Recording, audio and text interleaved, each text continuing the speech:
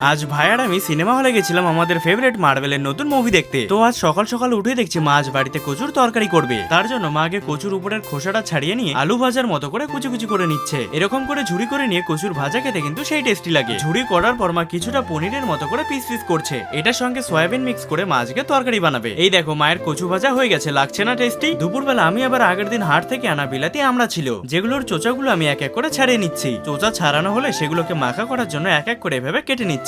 সবগুলো কাটা হলে এগুলোর উপরে পরিমাণ মতো লবণ, হলুদ আর মায়ের বানানো এই স্পেশাল মশলা, যেটা অনেক কিছুই মিক্স করে বানিয়েছে, এগুলো দিয়ে মেখে আমি আগে একটা মুখে দিলাম। টেস্টি তো লাগছে, সাথে খেতে অনেক ঝালও হয়েছে। একটু ঝাল খেতে না খেতেই রকির অবস্থা পুরো খারাপ হয়ে গেছে। আমরা মাখা খেয়ে স্নান করে রেডি হয়ে দুজন মিলে আমরা টোটোতে করে বালুরঘাট যাচ্ছি। আমাদের 2:45-এ পৌঁছাতে হবে আর এখন অলরেডি বাজে প্রায় 2:30। টোটোওয়ালা কাকুকে একটু তাড়াতাড়ি চালাতে বলে টাইম মতোই পৌঁছে গেছি আমরা। ভেতরে এসে দেখি অলরেডি সবাই স্পাইডারম্যানের সাথে ছবি তুলছে, তাই ভাবলাম আমি একটু ট্রাই করি। ভেতরে এসেই মুভি স্টার্ট হয়ে গেছে আর এখন হচ্ছে ব্রেক টাইম। মুভিটা পুরো এনজয় করেছি আমি, তাই কোনো রকম ভিডিও শুট করিনি।